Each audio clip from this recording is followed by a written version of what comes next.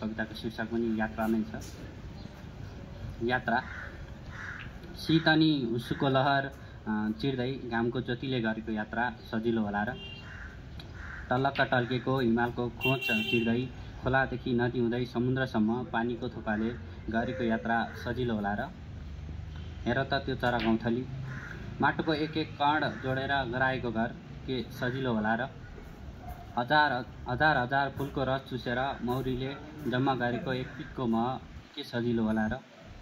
आमाको ताते तातेदेखि आँखा चिम्म गरी बाबाको औँला समाएर सुरु गरेको यात्रा के सजिलो होला र। आज खुट्टा दरिलो पारेर हिँड्न सक्ने भएको छु। आफ्नो लागि आफ्नो गन्तव्य आफै रोज्ने भएको छु। हिजो ठेस लाग्दा ढुङ्गालाई लात हान्दै बाबाको हातबाट आँसु पुछाएको, आज जीवनमा नदेखिने ढुङ्गाबाट हजार चोटबाट आँसु लुकाएको यात्रा सजिलो होला र।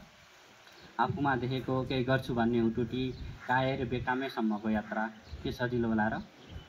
खरबौँको भिडको यात्रा, सबैभन्दा माथि जाने घमण्डको यात्रा, झुटो आश देखाएर पछाडिबाट छुरे हान्ने यात्रा, एउटा मानव जातिमा तँभन्दा म माथिल्लोको यात्रा, चरित्रको यात्रा, जितको हारको यात्रा, सामाजिक प्राणीबाट दानवको यात्रा, यिनी सब यात्राबाट टाढा जाने म केवल एक प्रकृतिको पात्र।